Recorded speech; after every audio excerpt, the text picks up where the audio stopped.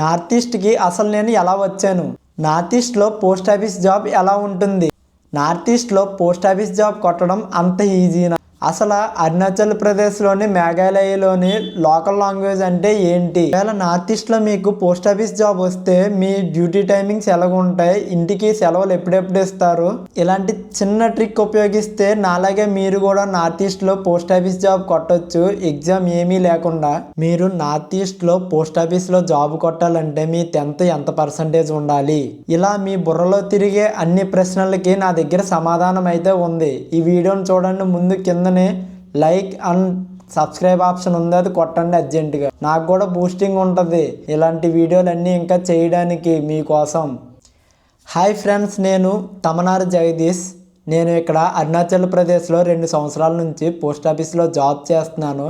ఇక్కడ వర్క్ ఇదంతా అయితే చాలా అంటే చాలా ఈజీ. అసలు వర్క్ అనేది మ్యాక్సిమం అంత ఎక్కువ ఉండదు. మన దగ్గర అయితే చాలా అంటే చాలా ప్రెజర్ పెడతారు పోస్ట్ ఆఫీస్లో, ఇక్కడైతే అంత ఉండదు.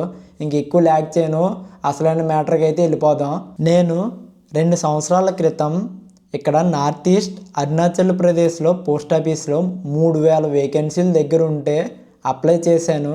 అప్లై చేస్తే మధుబన్ ఏబిపిఎం ఆ పోస్ట్ అయితే నాకు వచ్చింది. మధుబన్ బీఓ అనమాట, బ్రాంచ్ ఆఫీస్లో.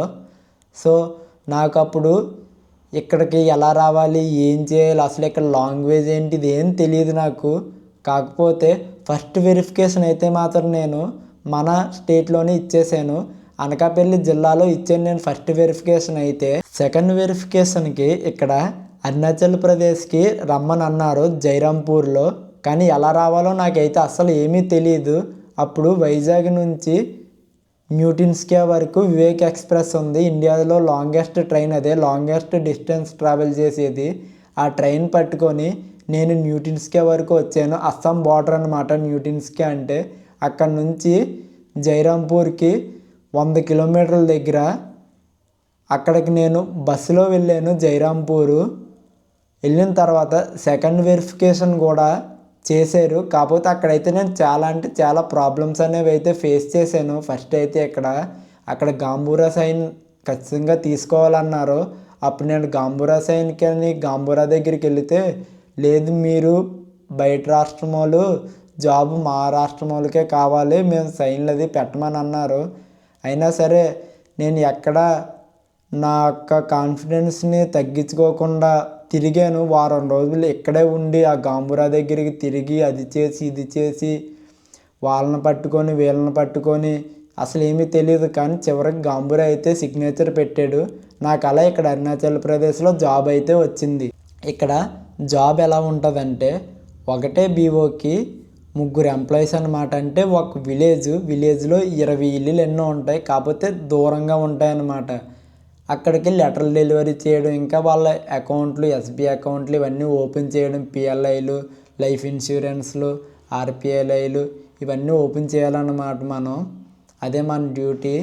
మనకైతే వర్క్ అయితే చాలా అంటే ఫ్రీ ఉంటుంది, అంత ప్రెజర్ అయితే ఉండదు. మైండ్ అయితే చాలా అంటే చాలా ఫ్రీగా పెట్టుకోవచ్చు. ఇక్కడ జాబ్ అయితే మాత్రం చాలా బాగుంటుంది, జాబ్ లైఫ్ స్టైల్ అయితే. నార్త్ ఈస్ట్లో జాబ్ కొట్టాలని మీరు కూడా అనుకుంటున్నారా? అనుకుంటే ఒక పని చేయండి, మీకు 10thలో ఎన్ని మార్క్స్ వచ్చాయి ఏంటి ఇవన్నీ తీసుకోండి. తీసుకున్న తర్వాత ఏం చేస్తారంటే లాస్ట్ టైం ఎక్కడ ఎంత పర్సంటేజ్కి వచ్చింది జాబ్ అంటే ఉంటుంది కదా. ప్రజెంట్ అరుణాచల్ ప్రదేశ్లో ఎంత, మేఘాలయలో ఎంత, మణిపూర్లో ఎంత, మేఘాలయలో ఎంత, నాగాల్యాండ్లో ఎంత, ఇవన్నీ ఉంటుంది కదా. అక్కడ చూసి నీట్గా అప్లై చేయండి. అసలు మీ అందరికీ ఉన్న డౌట్ ఏంటంటే, అన్న నాకు చాలా అంటే చాలా కామెంట్స్ వస్తున్నాయి, అన్న మీరు అరుణాచల్ ప్రదేశ్కి ఎలాగెళ్ళారు, అరుణాచల్ ప్రదేశ్లో లోకల్ లాంగ్వేజ్ ఇవన్నీ అడుగుతున్నారు కదా, దాన్ని మీరు ఏ సర్టిఫికేట్ చూపించారు, ఎలా వెళ్ళారు, ఎలా సంతకాలు పెట్టుకున్నారని అడుగుతున్నారు నన్ను చాలామంది. కానీ నేనున్న టైంలో 2 సంవత్సరాల క్రితం అది మాకు కూడా జాబు చాలా అంటే ఇక్కడ స్ట్రైక్లు అయితే చాలా చేశారు లోకల్ వాళ్ళు. బయట వాళ్ళని అసలు అలౌ చేయము అది ఇదని.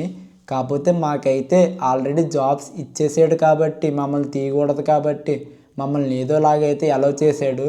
కానీ ఇప్పుడైతే లోకల్ లాంగ్వేజ్ మేఘాలయ, అరుణాచల్ ప్రదేశ్ ఇవి అడుగుతున్నాడు. ఎందుకు అడుగుతున్నాడంటే ఇక్కడ వాళ్ళు అంత పెద్ద స్ట్రైక్ చేశారు కాబట్టి అడుగుతున్నాడు. ఇప్పుడు దానికి సొల్యూషన్ ఏంటి అని మీరు చాలామంది నన్ను అడుగుతున్నారు, కామెంట్లు పెడుతున్నారు, ఫోన్లు చేస్తున్నారు, ఎక్కడెక్కడి నుంచో నా నెంబర్ తీసుకొని నా ఇన్స్టాగ్రామ్కి ఇవన్నిటికి మెసేజ్లు చేస్తున్నారు. కానీ మీ అందరికీ ఈ వీడియోలో మాత్రం నేను మొత్తం చెప్తాను అసలు ప్రాబ్లం ఏంటి, ఎక్కడ వచ్చిందని. అరుణాచల్ ప్రదేశ్ లోకల్ లాంగ్వేజ్ అంటే మీరందరూ హిందీ అనుకుంటున్నారు. హిందీ, ఇంగ్లీష్ అదే కదా లోకల్ లాంగ్వేజ్, అవి మాకు వచ్చు అని మీరు అనుకుంటున్నారు. కానీ అవి కాదు లోకల్ లాంగ్వేజ్లు అంటే. ఇక్కడ 26 ట్రైబల్స్ ఉన్నారు, 100 సబ్ ట్రైబల్స్ ఉన్నారు. 26 ట్రైబల్స్కి డిఫరెంట్ లాంగ్వేజెస్ అన్నమాట. వాళ్ళ లోకల్ లాంగ్వేజ్లు డిఫరెంట్. ఆ 100 ట్రైబల్స్కి వాళ్ళ లోకల్ లాంగ్వేజ్ డిఫరెంట్. కానీ వాళ్ళు అందరూ హిందీ మాట్లాడతారు. అందరు కామన్ లాంగ్వేజ్ హిందీ. కాబట్టి లోకల్ లాంగ్వేజ్ అంటే వాళ్ళది వేరు. ఆ లాంగ్వేజ్లు మనం ఎవ్వరికీ రావు. ఇంకోటి, మన అందరం బయట రాష్ట్రం వాళ్ళమి. మన మీద వీళ్ళు పోరాడడానికే ఆ లోకల్ లాంగ్వేజ్ అనే సిస్టమ్ని తెచ్చిపెట్టారు. సో మీరు ఎంత రికమెండేషన్ తెచ్చినా, ఎక్కడి నుంచి తీసుకొచ్చినా మీరు అరుణాచల్ ప్రదేశ్లోని, మేఘాలయలోని ఇప్పుడైతే అడుగైతే పెట్టలేరు. మొత్తం లోకల్ వాళ్ళకే. మీరు ఆ 2 రాష్ట్రాలు వదిలేసి మిగిలిన రాష్ట్రాలు ఉన్నాయి కదా, నాగాల్యాండ్ ఒకటి, మణిపూర్ ఒకటి, ఇంకా నార్త్ ఈస్ట్ అంటే అన్న ఆ 4 స్టేట్లే కాదు కదా, ఇంకా 3 స్టేట్లు ఉన్నాయి కదా అని మీరు నన్ను అడగొచ్చు. కానీ అస్సాం, త్రిపుర, మిజోరాం ఈ మూడిట్లోని హిందీ లాంగ్వేజ్ లేదు. ఇంకొకటి, మనం 10th తెలుగు, ఇంగ్లీష్, హిందీ ఈ 3 చదువుతాం. ఈ 3 మేజర్ లాంగ్వేజ్లు కాదు అక్కడ. వాళ్ళ లోకల్ లాంగ్వేజ్లు వాళ్ళవి వేరు. సో అక్కడ మనం కనీసం అప్లై చేయడానికి కూడా అవ్వదు. మీకు ఖచ్చితంగా పోస్ట్ ఆఫీస్లో జాబ్ కావాలంటే ఈ చిన్న ట్రిక్ ఉపయోగిస్తే మీకు బై ఛాన్స్ లక్ ఉంటే రావచ్చు. నేను చెప్పింది అయితే సూటిగా పాటించండి. నాగాల్యాండ్, మణిపూరు లాస్ట్ టైము ఎంత రిజల్ట్ వచ్చిందో చూడండి క్లియర్గా.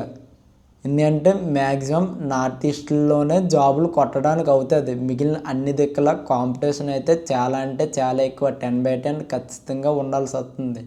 కానీ ఇక్కడైతే కొంచెం తక్కువ పర్సంటేజ్ అన్నా సరే రావచ్చు. కానీ మీరు ఖచ్చితంగా 2 సంవత్సరాలు అయితే ఇక్కడ ఖచ్చితంగా జాబ్ చేయాలి. అది బుర్రలో పెట్టుకొని అప్లై చేయండి.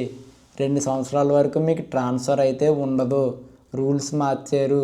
మాకైతే 1 సంవత్సరమే, మీకైతే 2 సంవత్సరాలు కొత్తగా జాయిన్ అయ్యే వాళ్ళకి. కొత్త నోటిఫికేషన్ జీడిఎస్ది 21/2026 నుంచి 4/2/2026 వరకు ఉంది. సో మీరందరూ చెక్ చేసి మరీ అప్లై చేయండి. నేను దాని గురించి ఇంకో కొత్త వీడియో చేస్తాను మీకు అర్థమయ్యేలాగా. I'm signing off. ఇంకా మీకు పోస్ట్ ఆఫీస్ గురించి మరిన్ని వివరాలు కావాలంటే నాకు కిందన కామెంట్లో పెట్టండి. నేను ఖచ్చితంగా మీకు రిప్లై ఇస్తాను.